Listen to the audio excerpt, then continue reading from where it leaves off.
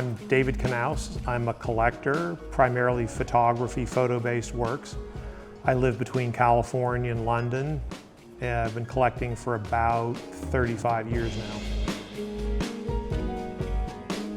I have a very specific way I started with photography. I was living in Utah, moving back to Kansas City, and a guy named Bob Doherty, who used to run Eastman House, said one of my grad students has just taken over the Hallmark collection, and he's roughly your age, and you need to meet him. You'd really get along with he and his wife. So as soon as I got back to Kansas City, I looked up this person. It turned out to be Keith Davis, who we all know and love, who's a legend in the photo world. And when I met him, he said, "What do you collect?" And I said, "I collect prints." And he said, no, prints are for little old blue-haired ladies. He said, you need to look at photography. It's the medium of your time. You need to look at photographs. So he was getting ready to go to the University of Kansas, where Tom Southall was doing his legendary Diane Arbus magazine work show. And Keith concurrently was doing a show of Harry Callahan and Linda Connor, who had been a student of Harry's. And he said, come for the weekend. Linda's gonna be there, Harry and Eleanor are gonna be there. And so I went and had this incredible experience. Linda Connor and I met, and we're still best buddies. We speak, on the phone regularly. I met Harry and Barbara. I went home the first part of the next week, sold a print collection, started buying photographs, and never looked back. I have a tendency to collect the artists that I know in great depth. And it's a little bit of a privilege because I get to see things before anybody else when you know artists.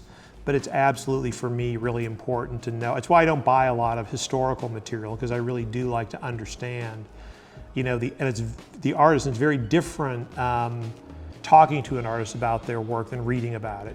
When you get the nuances of a conversation, as we just did with CJ, you get a totally different understanding of the work than reading about it or not caring about where the genesis, where it came from. But I remember CJ launching into this discussion about time. You can't just take a single frame and capture something. It's about time. And I don't remember the specifics. It kind of stuck in my head, but it totally hooked me on CJ's work. And it was like that moment where, and if I hadn't really heard that, I would still have liked the work. I still would have, but also if I had read that, it would have been a very different experience than sitting with the artist in the studio with the work in front of me. I'm incredibly lucky because I have time to do that and to go see artists and go to their studios. And so it does make a huge impact. And those artists that I meet and have those conversations with, I have a tendency to own in greater depth. I'm constantly lending things. And a lot of time a curator will come in and look at the collection or look at a list of the collection, and they'll say, oh my God, you really did da da da da da. And it's like, well, I don't think about it that way. I generally buy what I like.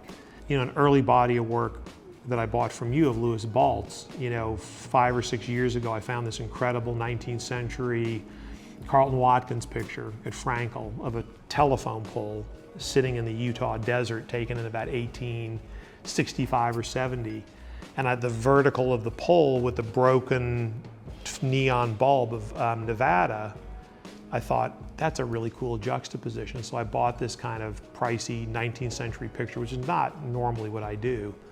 But when I put them out together, they look phenomenal, and they're 100 years apart, 120 years apart. And so I like finding those accidents. I don't buy that way. I hugely admire people who are so focused and collect in a certain way, and I just don't collect that way. Maybe it's just the way I live. It's very random. Do you feel you'll always collect until the last breath? Oh yeah.